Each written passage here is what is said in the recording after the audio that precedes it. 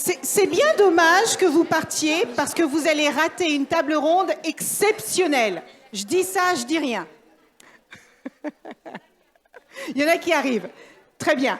Alors, je voudrais vous dire la joie qui est la mienne d'introduire cette table ronde. D'abord parce qu'il y a un homme extraordinaire à cette table qui va se présenter dans un instant, mais surtout parce que j'ai passé un moment avec les femmes lauréates de toutes ces startups qui sont en train de transformer le monde. Et la raison pour laquelle je suis ravie d'introduire cette table ronde, c'est parce que je crois profondément que l'émancipation économique et financière est la clé de la lutte contre les inégalités que subissent encore beaucoup de femmes. Et il faut le dire, les femmes n'entreprennent pas nécessairement de la même manière que les hommes. Les sujets dont j'ai entendu parler tout à l'heure, c'était de l'éducation, c'était la manière dont on va lutter contre le désert, les déserts médicaux, c'est la manière dont on va donner accès au plus grand nombre aux avocats, c'est d'agribusiness, c'est plein de thématiques qui ont un impact direct sur nos vies au quotidien aujourd'hui. Et donc je suis vraiment, ce n'est pas moi qui vais présenter les panélistes, mais je voudrais dire aux femmes qui hésitent, aux femmes qui doutent, que malgré toutes les difficultés, malgré tous les défis auxquels nous pouvons être confrontés, d'abord, vous rappelez que quand on est entrepreneur, les défis sont les mêmes partout, hein, que l'on soit homme ou que l'on soit femme, il faut chercher des financements, il faut trouver de bons partenaires, il faut trouver de bons associés, il faut se créer un écosystème parce que personne, absolument personne ne réussit seul, mais on sait que quand on est femme, parfois, ces difficultés sont multipliées par 2. Quand on est une femme à 45 ans et qu'on nous dit qu'on est senior, forcément, on ne nous met pas fatalement dans la catégorie des entrepreneurs à succès.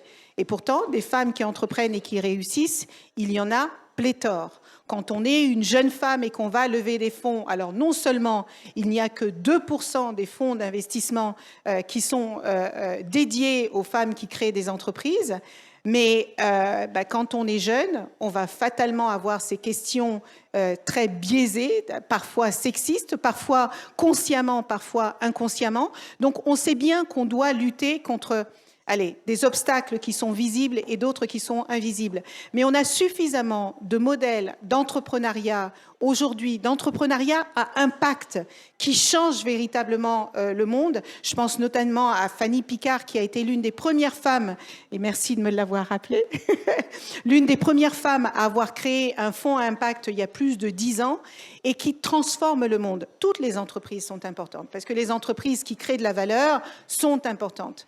Mais les entreprises qui créent de la valeur pour le plus grand nombre et qui résolvent des problèmes de formation, d'éducation, des problèmes liés à l'agriculture, des problèmes liés à l'environnement, eh bien, ces entreprises-là sont aussi importantes que les autres et qu'elles soient portées par des femmes ne devraient avoir aucun impact sur leur succès et leur réussite. Alors, celles qui doutent et qui ont la petite idée qu'elles pensent qui va changer le monde, arrêtez de douter et lancez-vous parce que c'est encore la meilleure manière de réussir. Merci beaucoup et excellent panel.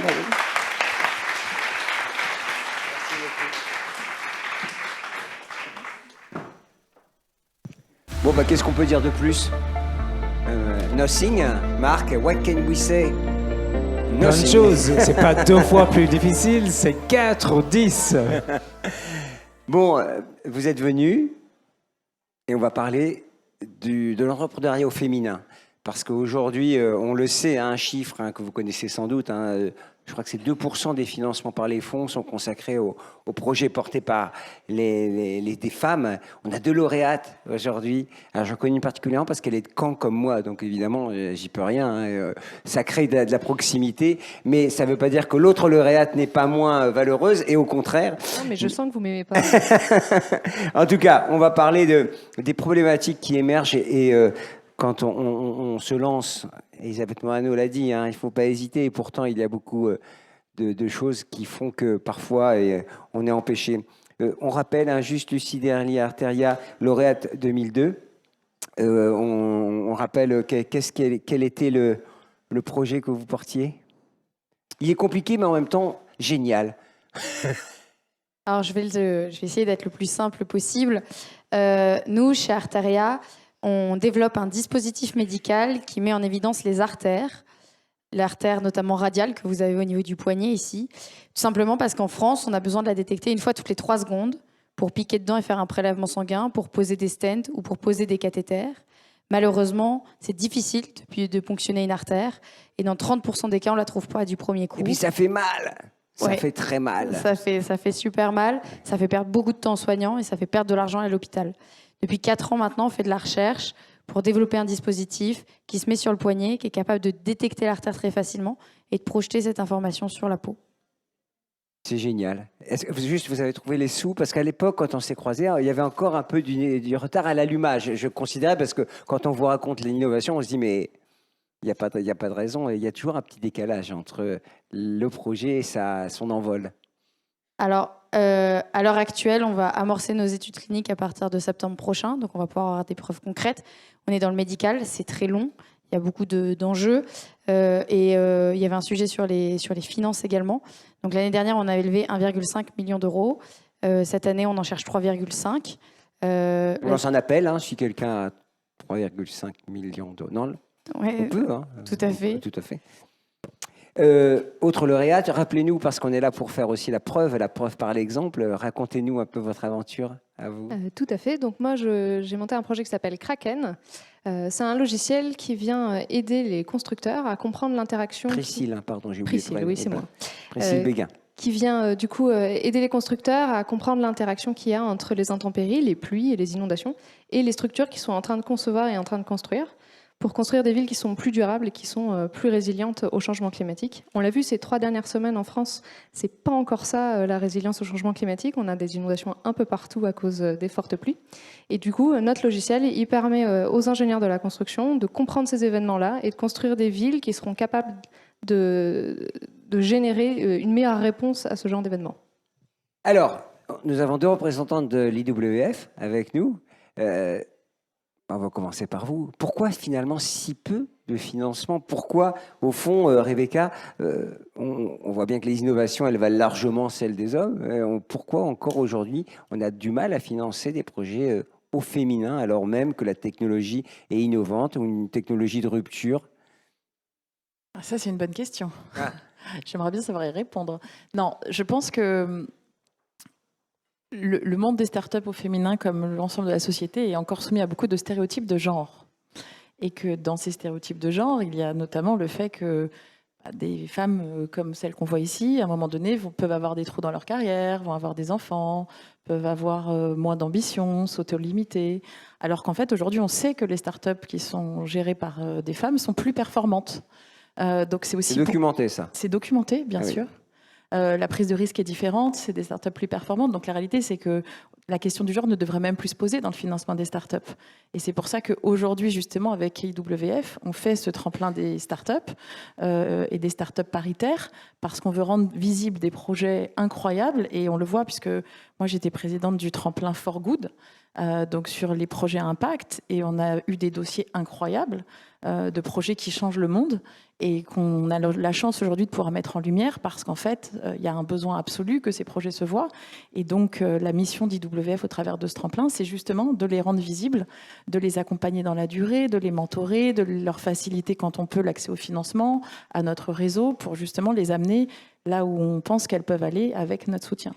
Et ce chiffre de 2%, il ne bouge pas, parce qu'on peut imaginer que ça accélère d'un seul coup, mais je ne vois pas frémir quelque chose de... Moi, je suis moi-même entrepreneur et j'ai une cofondatrice femme, donc je vois très bien ce dont on parle.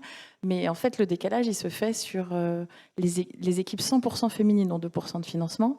Les équipes mixtes, elles, ont quand même entre 15 et 20% de financement. Les équipes 100% masculines ont tout le reste.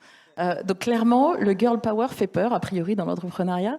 Et ça fait aussi partie des choses qu'on veut déconstruire ici. Girl power, bah oui, ça fait longtemps. C'est les Spice Girls qui chantaient Girl Power. Bénédicte. Je ne sais pas ce que j'ai à rajouter. Je joue ma fille. En fait, je ne sais pas ce que je fais là. Ah bon? De toute façon, tout a été dit. Ma parole n'a pas beaucoup de raison d'être. en gros, Non, mais quand vous on est n'êtes une pas femme... obligé de rester hein, en même temps. Nous, on vous a invité, vous êtes venus, on est contents, mais en même temps... Bien joué, bien joué. Donc, en gros, c'est caricatural ce que je viens de faire, mais c'est assez l'attitude fréquente de porteuses de projets qui se la jouent. Excusez-moi d'être là. J'ai une petite idée sur une petite techno qui peut peut-être faire des choses et je vais demander un tout petit peu d'argent. Et tout à l'heure, on a eu une réunion avec certaines autres des startups qui sont ici et on a essayé de leur expliquer, mais il ne faut pas que vous demandiez 500 000 euros parce qu'on n'ouvre pas le dossier. Il faut que vous demandiez 5 millions, quitte à le récupérer étape par étape dans la foulée, parce que un petit dossier Lucie, à 500 000 euros, ça 5 n'intéresse millions, personne. Vous laissez tomber 3 millions, c'est pas ennemi. Bah, je dis que ça n'intéresse personne, mais c'est quand même quasiment vrai ce que je dis là. Et tant que le milieu des fonds d'investissement, alors ça bouge un peu, est quand même très constitué d'hommes, il y a une espèce de côté un peu clanique. Alors, ceux qui font du for good, en général, ils ont fait des efforts dans ce domaine-là, et ce côté-là, ça avance. Mais moi, j'étais présidente du jury de ce qu'on appelle en espèce de chinois des bootstraps, c'est-à-dire des petites boîtes qui n'ont pas levé d'argent, mais qui ont le mérite d'exister, et il y avait des dossiers formidables dans la nôtre. Mais elles sont peu ou pas visibles, et c'est aussi pour ça qu'on fait cette réunion aujourd'hui. D'accord, on est là pour ça. Caroline, 50 in Tech. Alors, il y a plein de sujets qui émergent. On voit l'émergence des femmes entrepreneuses et l'émergence des femmes 50, comme 50 ans, dans la tech. Non, Ça n'a rien à voir. Mais c'est pas grave. Ah bah alors, on m'a mal informé. Mais Bon, bah voilà. Il a fallu que j'attende la fin de la journée pour démontrer que je n'avais pas bien préparé. Alors, Caroline, c'est à vous. Oui, j'aime bien. Donc oui, non, 50, ça peut marcher aussi pour l'âge. Mais 50 Tech, on s'est donné une mission, c'est d'arriver à 50% de femmes dans la tech d'ici 2050 et on développe des outils. Donc on est une D&I Tech, donc on a une plateforme avec plus de 30 000 talents féminins et plus d'une centaine d'entreprises engagées sur la parité dans la tech, qu'on screen avec d'abord un scoring, un gender score, et sur lequel on met en transparence à voir pour les éventuelles candidates ce qui est fait en diversité et inclusion et des rôles modèles. Et pour les recruteurs, on les aide à sourcer des talents féminins tech. Et je suis aussi, juste avant, je dirigeais un incubateur de start-up qui s'appelle Willa pour les femmes entrepreneurs, donc je connais particulièrement bien le sujet. Et par ailleurs, j'ai cofondé avec Jivatech le Female Founder Challenge, qui est un challenge international pour les femmes de la tech qui lèvent des fonds. Et donc, je peux vous confirmer qu'effectivement, ça n'évolue pas. On était à 2,4% avant le Covid. On est à moins de 2%, on est à 1,9% exactement. Aujourd'hui, situation qui est complètement européenne d'après le dernier baromètre de Sista, même en Suède. Et donc, il y a plein de raisons très concrètes. C'est principalement le biais, puisqu'il y a 85% d'investisseurs hommes blancs surdiplômés qui sont en face. Et il y a, quand vous lisez la théorie, mais je pense que Marc sera bien meilleur que moi pour l'expliquer, mais il y a des bouquins qui vous apprennent à voir ce qui était dans la thèse de Anderson Horowitz pour lever des fonds. Et donc, vous avez le false négatif et le false positif. Et donc, les femmes aujourd'hui, parce qu'elles n'ont pas forcément été dans les entrepreneurs qui ont fait des exits, donc qui ont vendu leur boîte, qui ont réussi dans l'histoire et dans le narratif de la tech, eh bien, vous ne faites pas partie de ce false positif, donc c'est-à-dire ce risque qu'on va prendre. 9 fois sur 10, une start-up dans laquelle on investit va mourir statistiquement, mais on préfère quand même réduire le risque en investissant dans des gens qui l'ont fait avant. Donc ça veut dire qu'à la fois, on finance des gens qui l'ont fait avant, c'est-à-dire majoritairement des hommes, et on les invite, une fois qu'ils ont levé, à embaucher des gens qui ont exactement fait la même chose dans une autre boîte à côté, donc principalement des hommes C-level, puisqu'on a une seule femme exécutive sur 6 dans la tech aujourd'hui à travers l'Europe, ce qui génère une différence de salaire de plus de 19%. Donc voilà, tout ça est très data-centré, en fait, et le biais, il est mathématique. 10% de femmes start-upeuses, 2% des fonds qui leur sont alloués, c'est un biais, en fait. Voilà. Mais oui, on manque aussi peut-être au sourcing. Au niveau du sourcing, il y a peu de femmes ingénieurs, peu de femmes dans la tech, peu de femmes au départ, donc peu de femmes... Alors, pas que ça, parce que s'il y a 10% de femmes, en fait, on devrait être arrivé à 10%. Ça, c'est mathématique. D'accord. Sinon, il y a un biais quelque part, il y a un truc qui ne va pas. Après, sur le sourcing, 63% des entrepreneurs en Europe sont en profil business, les CEO. Donc, il y a plein de femmes. 50% des diplômés d'HEC sont des femmes. Donc en fait, il n'y a pas de raison aujourd'hui. Si vous regardez dans les métiers Chief Operating Officer, qui ne demandent pas de tech, mais qui demandent une expérience dans les startups, on est le pays qui a le moins de Chief Operating Officer, moins de 4% dans les startups aujourd'hui. Donc non, mais pour vous dire qu'en gros, si vous voulez, c'est juste une, comment dire, on réplique sans arrêt la même chose. Mais les startups, a priori, c'est disruptif, c'est chouette, c'est cool. Oui, mais moi, je veux dire, j'ai entrepris c'est avec... pas les grosses boîtes un peu dépassées. Ouais. Et en fait, pas du tout. Ah non, mais non seulement c'est pas du tout, mais c'est le secteur, c'est pire que la finance, c'est pire que tout. On est à 25% dans les boards, c'est-à-dire qu'on respecte pas la loi. On préfère payer des amendes aujourd'hui parce qu'il faut les mêmes administrateurs que dans les autres boîtes. Là où tout le CAC 40 a réussi à avoir 40% de femmes, on pensait qu'il n'y avait pas de pipe, qu'il n'y avait pas de femmes, on les a trouvées miraculeusement quand il s'agit de payer. Et elles sont très compétentes, je pense, dans ces boards. Donc la question, c'est aujourd'hui, effectivement, une génération des mêmes personnes. Évidemment, ça vient d'une partie du pipe des ingénieurs qui ne sont pas là pour forcément créer les boîtes. Mais on a fait gagner une lauréate qui est PhD Polytechnique, qui lève 20 millions, Susanna de Passway. C'était vendredi soir déjà. Désolée, c'était une grosse semaine la semaine dernière. Et donc, voilà, pour vous montrer que des femmes... Il y en avait une autre, elle a été en Israël, elle a inventé un super AI pour aider les plantes à soigner les plantes pour les agriculteurs, pour réduire. Donc, des femmes dans la tech, il y en a. Malgré ça, l'image du CEO qui fonctionne, il y aura toujours une bonne raison de ne pas être financé. Mais c'est différent ailleurs ou c'est parce que vous parlez de la Suède ? Non, c'est franchement toute la Silicon Valley, c'est 68% des questions qui sont posées de manière préventive aux femmes entrepreneurs versus 68% sur un mode promotionnel aux hommes. Alors, et ça, c'est aux États-Unis, en Europe. Partout. Alors, j'ai sorti une enquête il y a pas longtemps. C'est vrai que sur les 26 licornes, 11 ont été montés par des business schools, par des types qui sortent business school. Donc, a priori, peu d'appétence pour les disciplines techno. Donc, ça veut dire que oui. Allez-y. Moi, j'aurais rajouté Bénédicte, en même temps, vous avez dit, je ne sais pas ce que je fais là, mais vous prenez la parole, et je vous la laisse à volontiers pour vous montrer que... On peut être incompétente et y aller. Pour faire comme un homme. Il y aura l'égalité le jour où on nommera des femmes incompétentes, je vous rappelle. Oui, Alors, oui, il se trouve que, par ailleurs, je suis présidente de la Chambre de commerce franco-indienne. Et tout à l'heure, vous faites référence à la Silicon Valley. Ce que vous venez de décrire n'est pas vrai en Inde.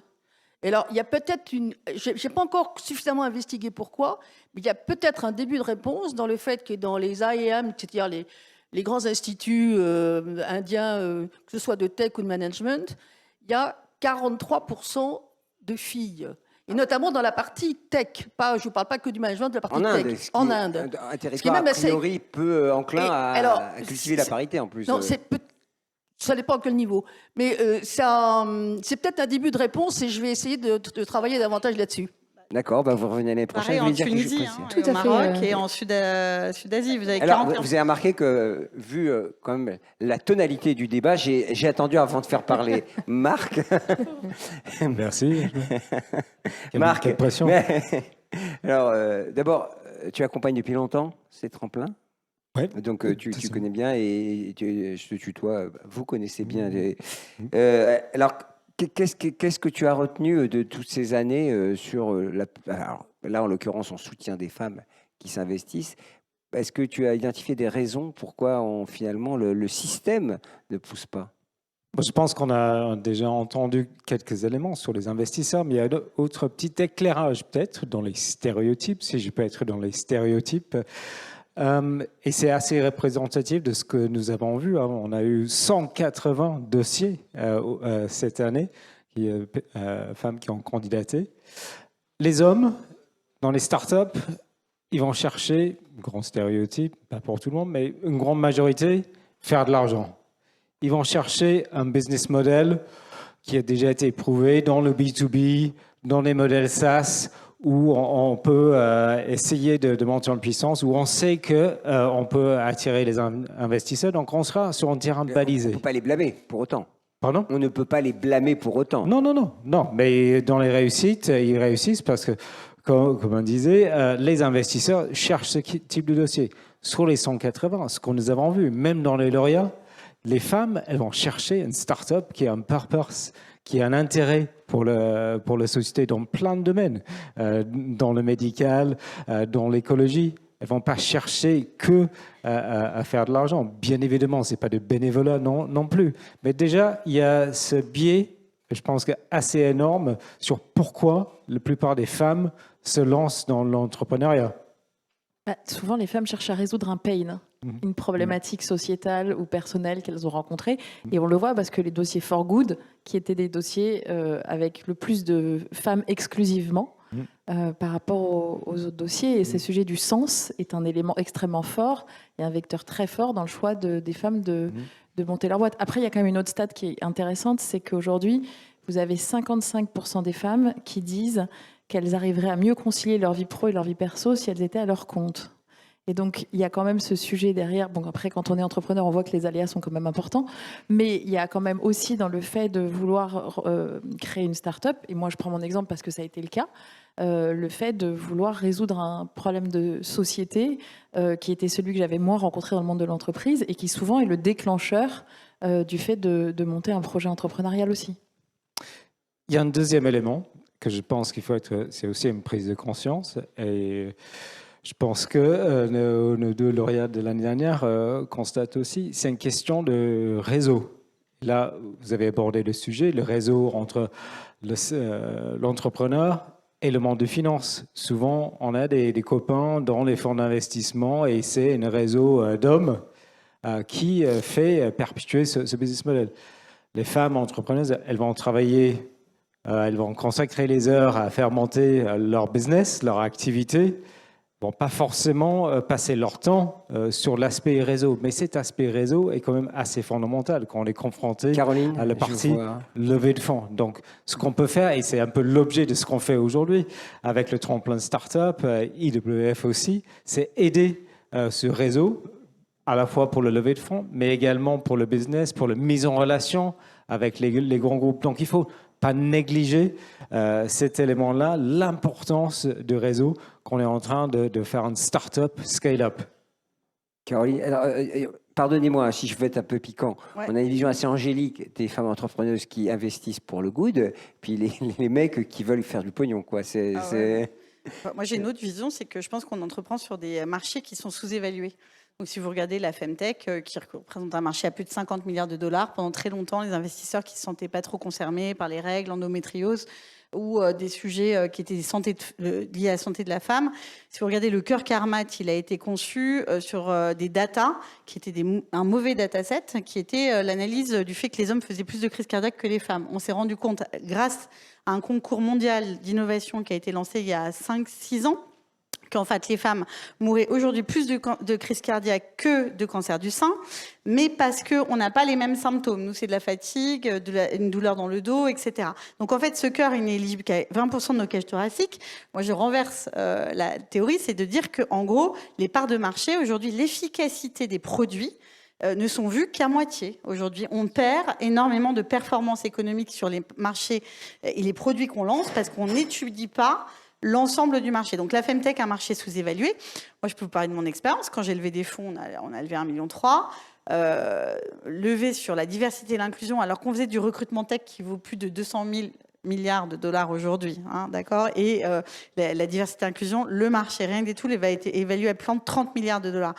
Moi, je me suis retrouvée avec des gens qui pourtant sont dans des fonds à 50% féminins, donc je ne vais pas les citer, mais bon voilà, qui ont traité une boîte d'ayatolesques, de dangereuses wokistes, donc avec des gens qui sont venus sur des questions de conviction.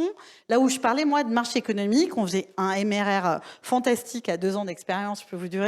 J'ai vu beaucoup de startups, je connais beaucoup de gens, je connais beaucoup de BP. Il n'y avait pas beaucoup qui faisaient ce chiffre. Ils faisaient 2 euros, ils faisaient x4, ils étaient hyper contents, ils levaient 16 millions. Nous, on faisait plus de 60 de MRR et on était là, ah oui, mais attendez, on ne sait pas si le marché va durer, peut-être que dans 1 an, ça n'existera plus, vous allez mourir. Je dis, bah oui, on peut attendre 3 ans, on va voir si on va crever, vous demandez à n'importe qui, ça va être pareil. Donc, ce que je veux vous dire, c'est que, et là, je vous parle vraiment de trucs, c'est filmé, bon, tant pis, mais ce que je veux dire, c'est que, oui, c'est ça à quoi on fait face, c'est qu'il y a toujours une bonne raison de foirer. Voilà. Et moi, je ne parlais SaaS, j'étais sur un modèle recurring, SaaS, Voilà, mais parce que le fond du sujet qui était voilà, aider les boîtes à recruter des femmes dans la tech, et on va aller sur d'autres secteurs de la diversité, qui est un besoin. Si on fait des assises et qu'il y a autant de locaux qui payent pour être présents, je pense que c'est un petit sujet. Je veux dire... Ah, c'est moche, hein, franchement. Ah bah, non mais attendez, c'est vrai. Merci. Je veux dire, et évidemment, je veux dire, il y a des index. Aujourd'hui, il y a toute la régulation. Il y a une directive européenne sur la transparence des salaires. On est à 19% de gender pay gap dans la tech. On doit être à 5% en évalué. Vous pensez que c'est pas un marché? Mais bien sûr que c'est un marché. Mais il y a un moment donné où il y a des hommes en face qui ne le voient pas, tant que leurs femmes, leurs filles veulent pas le voir, parce que c'est une remise en cause quand même de leur existence. Je veux dire, s'il y a plus de place pour être et là, de toute façon, on va pas bouger les choses très très vite. Alors là, c'est le seul point sur lequel je serais pas très positive, c'est que tant qu'il n'y a pas des femmes qui ont revendu leur boîte, qui financent en tant que LPs ces fonds-là, ou qui montent leurs fonds. Moi, je connais 3 femmes qui montent leurs propres fonds. Elles sont face aux mêmes questions des LPs, c'est-à-dire une remise en cause de leur légitimité, de leur capacité à aller lever ces fonds. Ça va pas bouger très vite. Donc, pour moi, il y a quand même 2 options. Soit la BPI dit, il y a 10% de femmes dans la tech, je finance 10%, point. Et je finance tous les fonds dans lesquels je suis H-Fund, c'est-à-dire tous les fonds de la place de Paris, voire un peu plus. Je dis 10%, je ne demande pas 50, je dis 10%. Ensuite, demain, on est à 12, 12%. Et puis, c'est tout. Enfin, je veux dire, et des LPs qui sont aujourd'hui des grands groupes qui aujourd'hui financent ces fonds d'investissement, ils ont tous un corporate venture H-Fund qui finance. Ils disent 10%. Et ensuite, après on va tout, avancer. ça peut faire partie des critères ESG, hein, puisqu'on parle de responsabilité voilà, sociale. Et on ne demande pas pourquoi 50% tout de suite, parce que de toute façon, c'est long. La transformation, ça s'accompagne. On ne met pas des critères débiles. Nous, on note une boîte. S'il y a 22% de femmes dans la tech dans leur boîte, on leur met une bonne note dans notre scoring, puisque c'est le chiffre européen. Voilà. Si vous êtes à beaucoup plus, vous allez approcher des plus de 100%, parce que là, vous avez été excellent. Est-ce qu'on peut faire la preuve par l'exemple avec Priscille et vous, nous dire comment, finalement, est-ce que vous avez ressenti ça, cette distance, ces 3,5 millions, vous les levez facilement? Vous êtes en quête de ces... Alors, sur les 3,5 millions qu'on cherche à l'heure actuelle, c'est pas si évident que ça. Je pense qu'il y a plusieurs biais, ça c'est sûr. La conjoncture actuelle fait que c'est pas évident.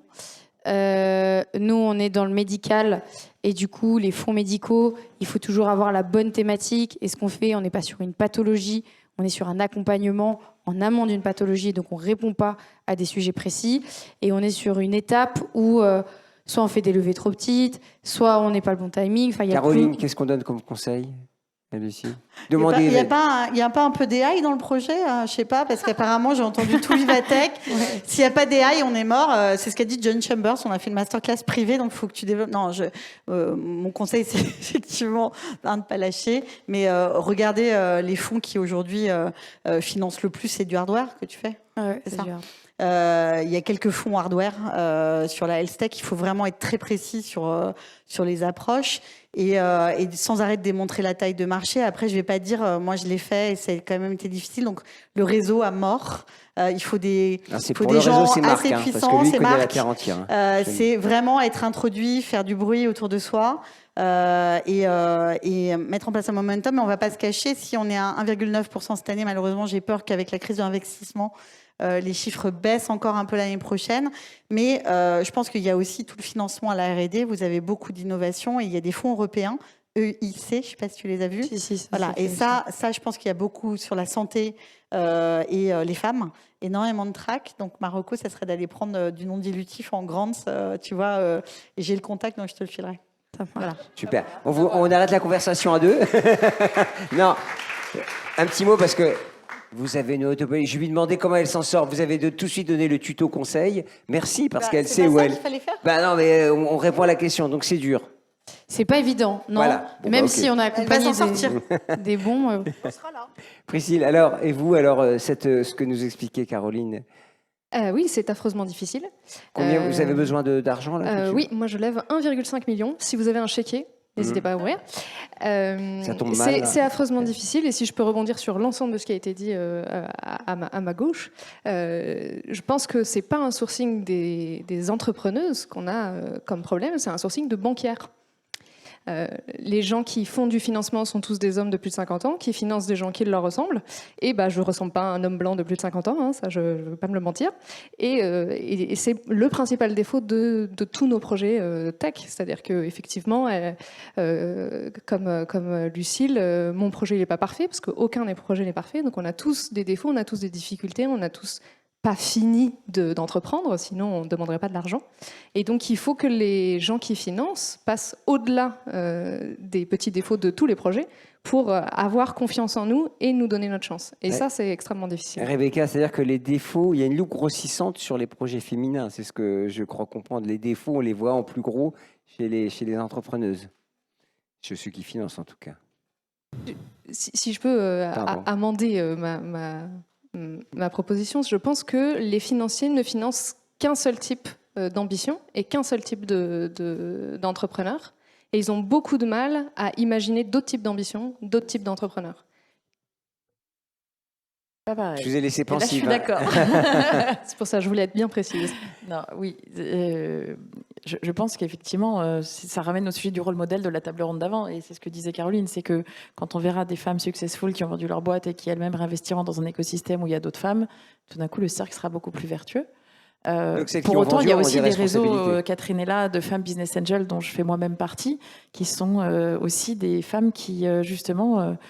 croient en la capacité des femmes et des hommes à entreprendre et qui financent des startups féminines, masculines, mixtes à minima. Mais l'entrepreneuriat féminin doit aussi trouver un écho dans l'investissement féminin. Et moi, je crois beaucoup, on parlait des fonds, des LPs, etc. Mais finalement, chacun ici est capable d'investir à son niveau dans une startup féminine ou mixte. Et ça fera aussi bouger beaucoup de lignes. Marc ? Si on reste dans les stéréotypes et les différences, je reçois peut-être une dizaine de dossiers par semaine. Chaque fois que j'ouvre un dossier avec un homme entrepreneur, avec l'équipe, je regarde le business plan et je vais dire, bon, si je prends 50% du chiffre d'affaires, peut-être il va réussir à faire 50%. Quand j'ouvre un dossier piloté par une femme, et je pense que je l'ai fait la même remarque à toi il y a quelques années, je dis pourquoi tu peux faire 2 fois, 5 fois plus? C'est génial. Et ça, c'est un biais dans les échanges avec les investisseurs. Mais je pose la question, parce que je n'ai pas toutes les réponses, est-ce que c'est aussi un lien avec l'échec? En plus, moi je suis anglais, en France, le lien avec l'échec dans ce pays, c'est quelque chose un petit peu compliqué. À l'école déjà, et pour les filles et les garçons, est-ce que c'est différent? Et est-ce que ça introduit un biais? Et comment on peut faire évoluer le système vis-à-vis de ça? Alors moi qui connaissais les datas sur combien les femmes sur les BP et la réputation de ne pas envoyer des BP ambitieux, sachez que j'ai fait le test. Donc je me suis essayée avec tous ceux qui je voulais pas qu'ils me financent. Mais donc j'ai fait le BP à 100 millions, le BP à 50, le BP tout était légitimé. Hein. Je pouvais faire les 3 stories, j'y croyais. Hein. Moi je crois au BP à 100 millions hein, personnellement. Quand j'ai fait le BP à 100 millions, on m'a dit ça c'est complètement irréalisable. Hein. Franchement. C'est un peu... franchement, comment tu vas faire ça, Et puis, alors, l'équipe, là, non, mais combien t'embauches de personnes? C'est n'importe quoi. Je fais le BP à 25, c'était... c'est pas très ambitieux, tout ça. Nous, on veut backer des $1 billion. Non, on était devenu à $100 billion company. Donc là, j'étais passé du 1 billion à New York en novembre. À début de l'année, c'était 100 billion. Donc, c'est-à-dire 100 milliards de dollars d'exit. Quand il y a un mec super connu là, je regardais les chiffres d'affaires justement pour me rendre compte, le mec est un mec qui invente des batteries là, qui cartonne, un petit jeune de 25 ans qui est au Nasdaq. Je regardais son chiffre, il est à 50 millions après 10 ans d'existence, donc j'étais morte de rire parce que nous on nous demande de faire 50, s'il n'y a pas 100 millions sur le BP en 5 ans, c'est pas assez ambitieux. Donc moi je voudrais remettre la question du bullshit dans les startups, du fait qu'aujourd'hui on a une crise de l'investissement parce qu'on les a surévalués, que résultat on est tous maintenant préjudiciés et que l'écosystème n'est plus financé parce qu'on a eu des menteurs, des gens qui ont cramé du cash, qui ont reçu 200 millions, qui étaient avec 50 millions de dettes. Je veux dire, je peux vous jurer que vous me donnez 200 millions, je ne ferai pas 50 millions de dettes. Je veux dire, nous, on nous avait donné 300 000, on est arrivé à EBITDA -9 l'année dernière. Donc, il y a un moment donné, il y a la question de qu'est-ce qu'on fait avec cet argent. Et là, je reparle de la responsabilité collective. C'est pas parce que c'est du cash privé qui vient, c'est de l'argent. Qu'est-ce qu'on peut faire avec ça, je veux dire, honnêtement? Donc là, maintenant, on est tous découverts, comme en la crise de 2008, que les boîtes doivent être profitables. Je lisais la Success Stories, quel coup, je vous jure, vous refaites les mêmes histoires. Tout ça est ridicule. Il est temps que ça cesse. Il est temps que cet argent, moi, je trouve ça bien qu'on nous demande de la profitabilité avec, à un moment donné, à être break-even à 3-4 ans. Ouais, pourquoi pas. Mais arrêtons de demander des BP à 100 millions quand il y a des boîtes qui sont Nasdaq, qui sont pourtant sur les technos de rupture les plus fortes, les plus en besoin, qui sont sur du changement climatique très fort, qui font à peine 50 millions et pourtant qui sont à la vue de tout le monde. Mais il y a un effet panurgique, il y a un effet panurgique. Tout voilà, le monde dit on génial. n'aura pas Lucille l'effet et Priscille, juste une question pour vous. Est-ce que vous étiez sur la même ligne de départ avec un entrepreneur que vous avez connu et lui, il a décroché l'argent assez facilement et vous avez dit, mais c'est pas possible, pourquoi moi, j'y arrive pas alors que j'ai un produit, a priori, qui coche toutes les cases. Est-ce que vous avez vécu des situations, j'allais dire, de frustration par rapport à des situations de financement? Alors, si je compare les levées de fonds que je connais, et c'est vrai que dans le milieu de la tech, et notamment de la medtech, la plupart de mes collègues entrepreneurs, c'est masculin, on n'est pas beaucoup de femmes. J'ai déjà remarqué que les levées se faisaient bien plus vite, en tout cas chez eux. Ça ne veut pas dire que nous, on ne va pas y arriver, mais ça veut dire qu'on va nous demander beaucoup plus. Mais ça, dans tous les cas, on nous demande toujours beaucoup plus. Et on va nous demander d'être bien plus baqués et de pouvoir justifier toutes les hypothèses qu'on va mettre dans le BP. Et en effet, on est confronté au même sujet, c'est-à-dire que moi au départ, ma stratégie, c'était de dire, je m'engage sur un BP, mais je suis sûre que je pourrai atteindre mes objectifs. Et comme ça, je mets en place quelque chose où je sais que je peux y arriver. Bon, ça marche pas parce que c'est pas assez bankable et ça plaît pas. Et quand, en effet, on essaie de mettre bien plus, parce que c'est la stratégie d'aller chercher des fonds avec un marché bien plus grand, en effet, on va nous demander de pouvoir justifier et on va nous attendre d'autant plus au tournant quand il faut justifier ces gros chiffres. Et donc, en fait, la réponse, je ne l'ai pas forcément. Et je la découvre, je dirais, tous les jours de quelle est la solution et qu'est-ce que je mets. Le secret, c'est surtout de s'accrocher parce que lever, on va le faire, mais ça prendra plus de temps et ça va demander bien plus de résilience. Priscille? Alors, moi, dans la clean tech, j'ai vu beaucoup de startups qui se sont montées en même temps que moi et qui ont fabuleusement réussi leur levée de fonds et leur montée en puissance et qui sont toutes mortes, alors que moi, je survis encore. Donc, j'ai vu en fait les deux étapes des autres entreprises qui ont démarré en même temps que moi. Donc, j'ai toujours pas d'argent dilutif encore, hein, donc je recommence. Si vous aviez votre chéquier, n'hésitez pas.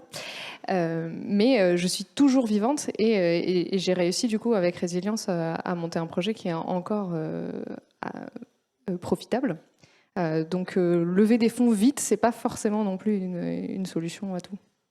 Marc, est-ce qu'il y a une issue là? Parce que Caroline dit qu'on est à moins de 2%, on sera toujours probablement à moins de 2%. Nos amis lauréates nous disent oui, il y a quand même quelques copains qui sont passés devant nous, qui sont allés beaucoup plus vite. Pardonnez-moi, c'est assez énervant, enfin, c'est assez incompréhensible, surtout parce que d'un simple point de vue économique, ça semble un peu surréaliste. Alors, je ne dis pas que c'est de votre faute, Marc, hein, attention, je ne vous accuse de rien. Mais est-ce que ça peut changer? Parce qu'on s'est retrouvé dans beaucoup de soirées de financement, de financeurs, de tech et tout ça, et de tech, et je n'avais pas l'impression que ces gens-là étaient bloqués, et pourtant, c'est le cas. Moi, je pense, et ce que je fais depuis quelques dizaines d'années maintenant au sein de KPMG, je suis anglais d'origine, j'ai travaillé en Asie, je travaille en France, j'essaye de parler votre langage un petit peu, mais je pense que c'est une question de langage. J'ai passé du temps à faire des transactions entre l'Europe et l'Asie, avec les Chinois, avec les Indiens, d'expliquer aux Français le fonctionnement culturel d'un Indien ou Chinois ou vice-versa, c'est extrêmement important pour la réussite d'une deal. Là, on est en France, entre hommes et femmes, vous pensez que vous parlez le même langage. Mais en financement, vous ne parlez pas le même langage. Et ça aussi, ça fait partie de l'étape. Ça ne veut pas dire qu'il faut changer, mais il faut comprendre qui est l'interlocuteur en face, pourquoi parce que c'est plus souvent pourquoi il est payé, de quoi il a peur. Lui, quand il investit dans les startups, il a envie de montrer à ses investisseurs, à ses boss, qu'il peut faire x5 et x10. Donc ça, c'est le big picture et l'ambition. Et dans le pire des cas, bon, si ça ne marche pas, je ne vais pas perdre ma chemise, donc ça ne va pas au tapis, mais je ne vais pas faire x5. Donc, il y a vraiment cette question de langage aussi, qu'il il faut aussi, et c'est pour ça qu'on parle, et c'est superbe qu'il y a à la fois les entrepreneurs et les investisseurs pour expliquer le fonctionnement. Et avec cette compréhension, j'ai grand espoir qu'on avance. Mais je trouve important l'idée de aussi fixer des objectifs et des critères en termes d'investissement. On le fait pour le parité homme-femme au sein de l'entreprise, y compris chez KPMG. On fait également, on fixe des objectifs en termes de RSE, bilan carbone et autres, mais l'investissement, on ne le fait pas. Alors, donc je trouve que c'est une très bonne idée. Je vous propose, voilà, il nous reste 2 minutes. C'est vous qui m'avez suggéré la conclusion de cette table ronde. Il nous reste 2 minutes. On va faire un petit tour. Quelle est la bonne idée pour changer les choses vite? Alors, oui, c'est ça. On impose 10%, 10%. 10% de femmes start-upeuses et 10% des financements. Ça, on est un peu sur l'index parité, éventuellement l'index senior, l'index Pénico. On va recommencer, Marc. Donc, toi, tu es sur la même ligne que Caroline. On impose un chiffre? Oui, bon, on le fait dans le domaine des RSE. On a vu, il y a un changement radical depuis 12 ou 24 mois sur les fonds d'investissement RSE. Maintenant que les investisseurs imposent ce type de critères, ça se filtre dans tout le marché de private equity. N'importe quel dossier. Aujourd'hui, il y avait avant le due diligence financière, fiscale et juridique. Maintenant, c'est RSE écologique. Et donc, je pense que imposer quelque part un critère est fondamental pour la réussite. Bénédicte, alors même si vous ne saviez pas trop ce que vous faisiez ici, vous pouvez peut-être nous donner une idée pour régler cette problématique. Moi, je voudrais juste faire un parallèle avec en fait le monde des femmes dans les COMEX. Moi, ça fait pendant très longtemps, j'ai dit que pour être femme dans un COMEX, il fallait être recrutée à ce niveau-là, il fallait avoir un coefficient de compétence de 1,33 par rapport à un homme. Parce que sinon, ça ne marchait pas. Je l'ai remonté à 1,46 et puis à 1,53. Ne me demandez pas comment, mais c'est assez intuitif. Mais je pense que dans le domaine des startups qui cherchent à se financer, on leur demande beaucoup plus, c'est ce que disait ma voisine, on leur demande beaucoup plus que ce qu'on demande à un homme ou à une équipe d'hommes pour se faire financer. Et c'est parfaitement cynique. Alors, on ne peut pas dire comme loi, demandez moins aux femmes. Donc, quelle serait l'idée qu'on pourrait retenir? On est au ministère, on est à Bercy, donc peut-être qu'il y a une idée qui peut être regardée. Non, mais l'histoire des quotas, intellectuellement, ce n'est pas satisfaisant. Mais il n'empêche que c'est la seule chose qui marche. Ça peut donner la petite marche peut-être pour aller vers quelque chose. Comme pour les conseils d'administration, on a découvert brusquement qu'il y avait des gens possibles. Il est 18h. Okay, j'ai le mot de la fin. Non, moi je pense qu'il y a 2 sujets très rapidement. Le premier, on a eu cette discussion avec Madame la ministre Elisabeth Moreno tout à l'heure. On est dans un écosystème qui reste très masculin, c'est donc celui de l'investissement. Et en fait, il y a des codes. Et ces codes-là, aujourd'hui, tant que le système n'a pas changé, il faut aussi les adopter. Et je pense que en tant que femme entrepreneur, et aujourd'hui moi je suis femme entrepreneur et j'ai passé beaucoup de temps chez les anglo-saxons avant, ils ont toute une conception du woman empowerment qui est extrêmement fort et qui permet aux femmes de ne pas se limiter en allant chercher, en ayant le même genre de compétences, de soft skills que les hommes, en faisant du networking, en allant voicer ce qu'elles font très bien, beaucoup plus fort qu'elles ne le feraient normalement, en adoptant des codes qui ne sont pas forcément naturels pour nous, mais qui sont aujourd'hui essentiels dans un monde qui reste très masculin. Et moi, ça serait vers ça que je pense qu'il faut malheureusement encore aujourd'hui qu'on aille, même si j'ai espoir que les choses changent. On a tous espoir que les choses changent, d'ailleurs, on ne serait pas là sinon. Priscille, Lucille, on pense surtout à vous, on espère. Alors 1, 3, 5 plus 1, 5, ça fait 5. C'est pas non plus, Marc, en termes de financement, c'est quand même assez abordable, enfin assez faisable. On vous souhaite bon vent. Si vous avez une idée de mesure, qu'est-ce que ce serait, vous deux, où vous vous retrouvez dans cette idée de quota sur le financement?